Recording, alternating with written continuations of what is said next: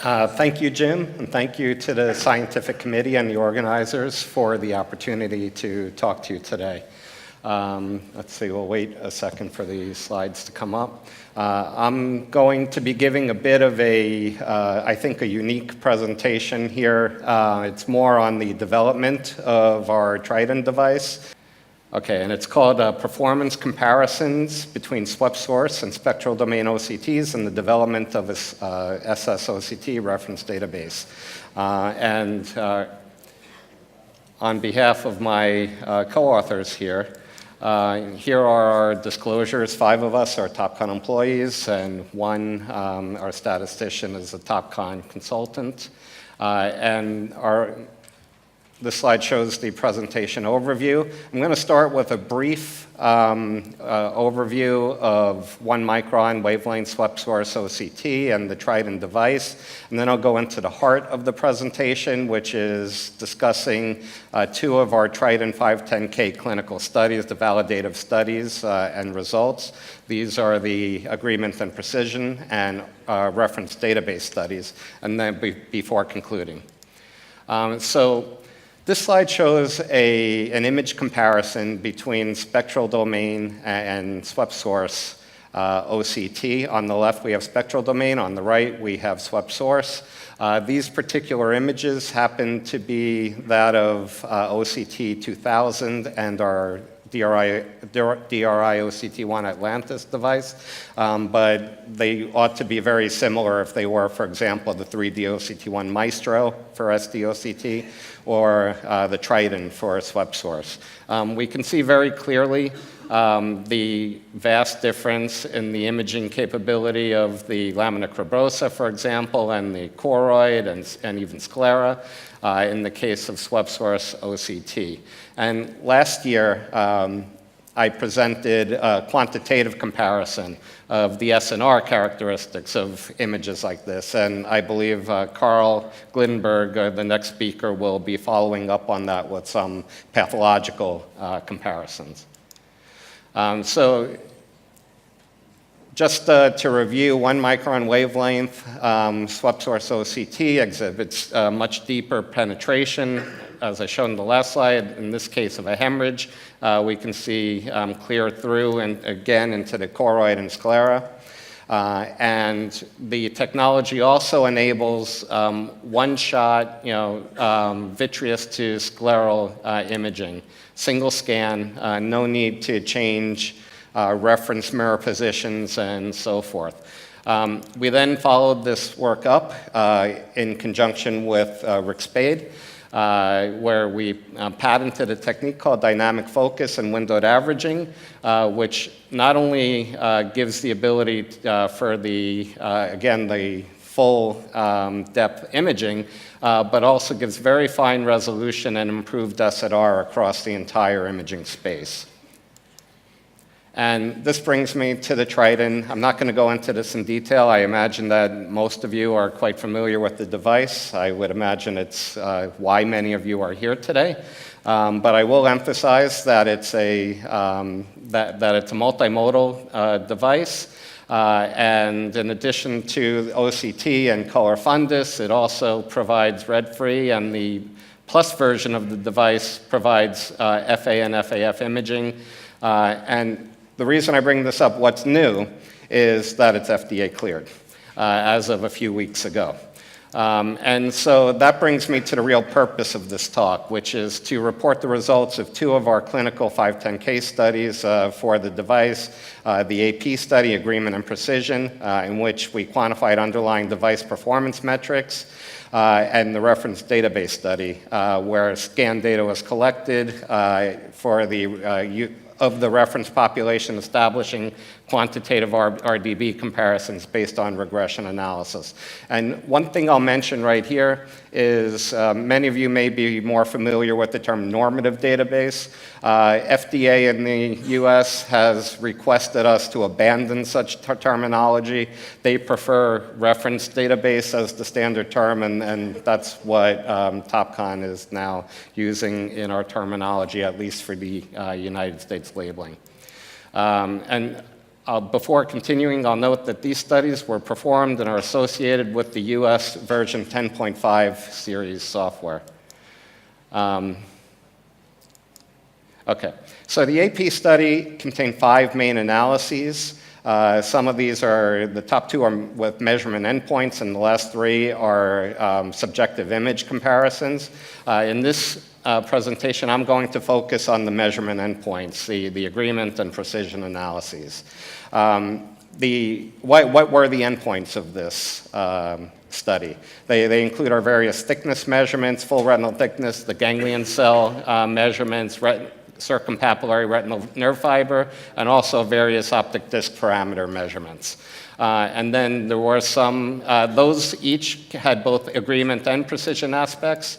And then for some of our larger grids, the superpixel grids and T-SNIT circle, we performed precision calculations only.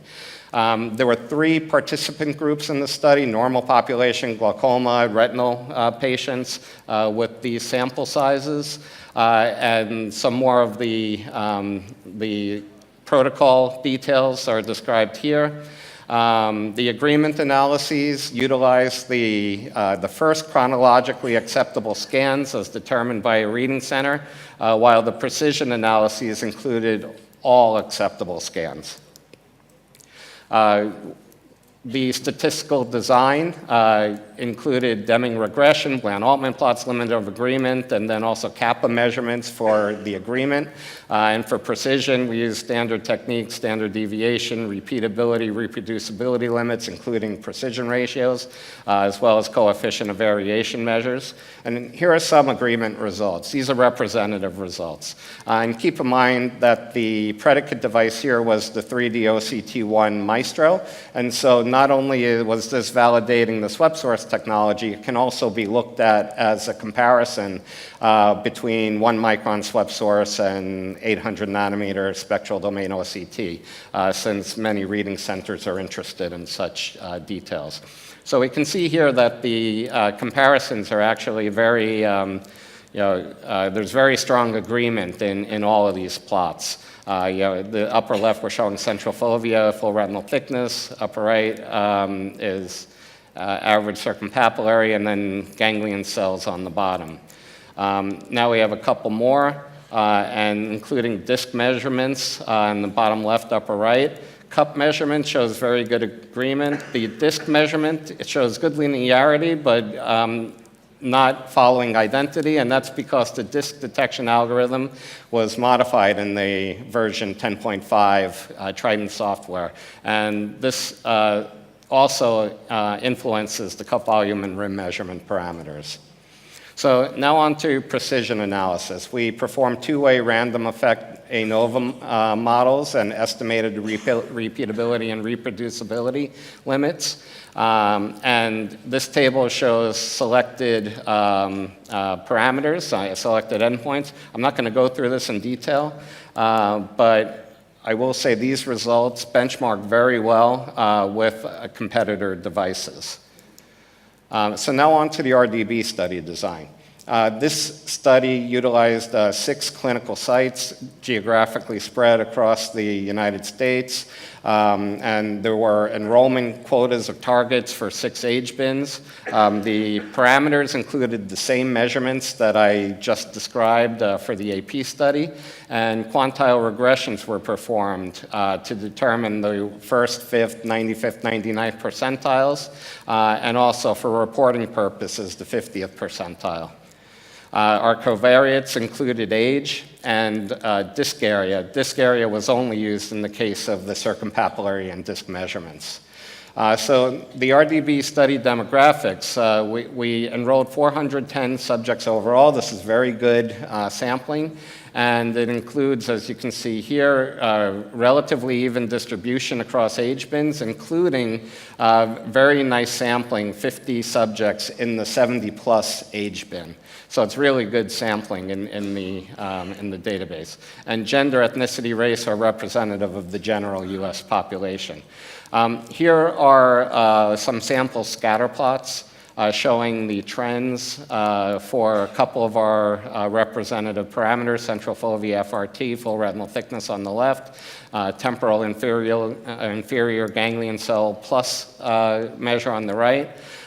In the case of the central foveal FRT, the slope with age at the 50th percentile was not significantly statistically different from 0, and the remaining sectors did have negative slopes with age.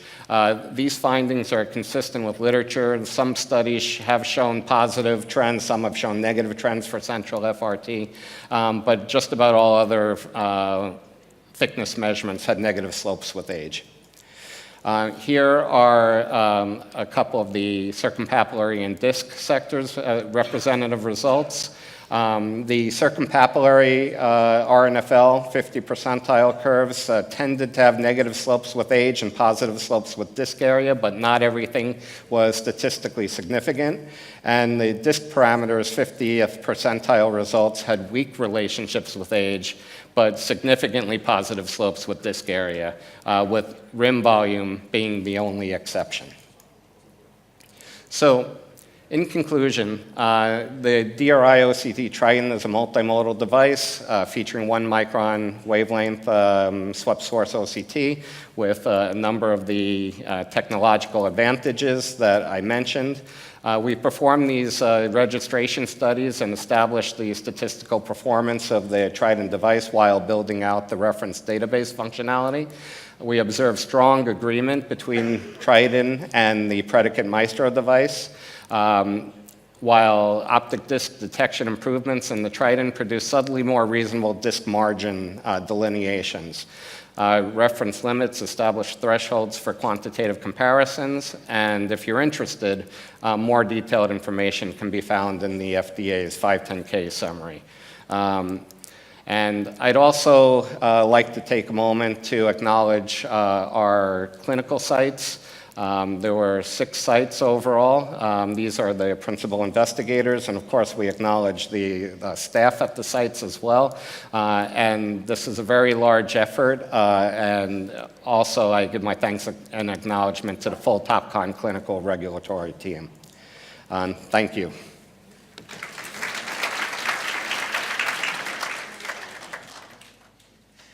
So are there any questions or comments? Rick? A lot of people are interested in OCT angiography. We get a 6x6 scan for the OCT angiography to begin with. It would be kind of great if we can just go straight to measure ganglion cell thickness off of that, or if we look at, say, the disc, get the radial peripapillary capillary network, and get cupping and all that sort of thing together. Are you planning to marry those 2 kinds of things together and not keep OCT angiography and the structural OCT so separated? Well, we are bringing OCT angiography into the system in the U.S. As our next step. I think you raise a good point that OCT angiography now becoming a far more widespread and accepted technology and imaging modality ought to be used more extensively within the various image processing processes. And so I do agree with your your comment and direction there. Other questions? So actually, Charles, I had a follow-up to Rick's question. You reported on RNFL, which of course is extremely important for glaucoma. In retina, potentially we have the ability to quantitate OCT angiography, right, and to have quantitative measures of progression. So the question is reproducibility studies and validation of OCT angiography. What's your opinion on that, and are there plans for those kinds of studies? So I didn't include it here as I didn't really, as you saw, I didn't include OCT angiography in the subject matter, but we do have, for the international markets, we do have OCT angiography, and shortly with quantification coming in, and there are validative studies that Topcon is performing for repeatability of the, for example, the vessel density grids. Okay, so if there are no further questions, let's thank our speaker again.